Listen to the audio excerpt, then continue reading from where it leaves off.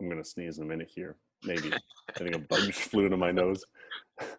What were some cultural things in the Alps that you Oh yeah, found as a culture shock?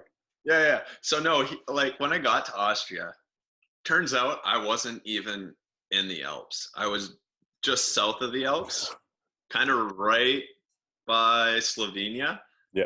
and like it's a 2 hour drive to Croatia. Like it's really close to Croatia there. Hmm. So it was kind of like similar. How do I say, to the West Coast? Not as wet, but like it didn't snow a whole ton, so it was Okay. pretty Yeah. nice there. Really nice farmland too. It was unbelievable. Lots of farms. So when I got there, I was like, I'm gonna find a farming job, but they don't pay so well, and it's hard to, like if you're farming, it's a full-time job, not a part-time job thing. So Yeah. I, unless I was picking apples or whatever, like being a harvester, but that was usually for the Eastern European people, and they didn't get paid so well, I don't think. Yeah. Did you look for a job while you were there besides Yeah, farming? yeah. So a couple times I was hanging out with friends and like, like playing volleyball was awesome. Had a lot of free time, lots of free time. Hmm. And, like for me, it's hard to sit still. So I was like, oh man, I need to find a job. So I was asking everyone what I should do. Someone was like, oh, you should be a farmer. But I was living in the city, so I'd have to like bike quite a ways to get to a farmer, commute somehow. Hmm. So I actually got lucky, and this one guy was saying you should become a native speaker. So I was like, what the heck is a native speaker, right? Hmm. And he's like, yeah, you're from Canada. English is your mother tongue. You can be a native speaker. I was like, oh. And then he was like, yeah, basically you just go to classrooms and you just chat with kids in English. And I was like, sign me up. Right? So then I started asking like if he knew anyone. And luckily my manager of the club volleyball, he was a teacher for like 40, 50 years. And he had a guy that was high up in the education system. So I went and visited him, and he was like, oh yeah, I'll set you up with a job being a native speaker, put my name out there.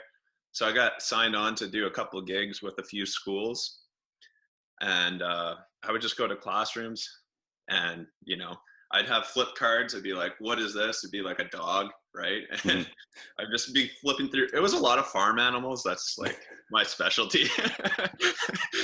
But I also specialized in Simon Says. That was another go-to like activity in Yeah. Doug's classes. That sounds really similar to what my job was supposed to be, but I ended up the teacher that I had working with me quit Oh, 4 days after I got there. Like within a week of me getting there, oh shoot. she quit, and then I ended up just fully teaching this Danish class. Oh wow. Yeah, How was that? it was interesting. They were young kids. They were grade, I think 5, 6, and 7 was the range. Oh So some of them were okay at English. A lot of them weren't. I'm yeah, sure that a lot of them had no idea what I was saying, but yeah, it was good. We figured it out. One second, I gotta yeah, lift my dog up. He freaks out. yeah. No, I had it once or twice where the teacher would leave me alone, and like I was with kids from kindergarten to like grade 4, so Oh they're wow. like little. Yeah. So and they hardly could understand English. But like I remember one time there was a kid crying in the corner. I was like, oh my, what do I do here? So then I was like, okay, uh, let's play a game. And then she got up and she was good. So I was like, oh You're a magic worker, Doug.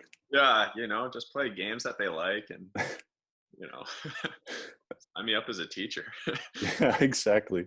But yeah, that honestly, like if you're ever gonna play pro in Europe, like teaching English is the best way to go, I think. Like as a part-time gig, like Yeah. 100%. I wish if I had done it again, I would have like put an ad out there and been like, hey, have a conversation with an English speaker, right? Hmm. And just go out for coffee with people who want to practice their English and Yeah. just, converse with them. You But thinking of going back, or are you staying on the farm? yeah, that's the tricky part, Josh. Now, like I've done it. I'm like, Hmm. oh, that was so much fun. It was a great year. like, I don't think I could top that experience. You know what I mean? Like, it was Yeah. such a good balance of volleyball, fun, travel, and, like, all the fun stuff, right? Yeah. So to go back, I don't know, like, I could be assigned, like, I met a couple other people that were playing in Austria, and they Hmm. had completely different experiences than I did, because they were training twice a day. Like, they're just going real serious, real hard, and they just got sick of volleyball. Whereas for me, it was like it was a good balance. Right. So it's going to be hard for me to want to go back. So I'm thinking of maybe doing like a partial season. Like, my agent's still looking Hmm. for a good contract, and if it's like a real good contract, maybe. But I'll look at like half season and see if someone's got hurt or if someone's looking for, an international middle, and Yeah. I'll maybe I'll head out for 2 or 3 months, because it's such a short period, and it's also easier to get away from the farm when it's the winter time.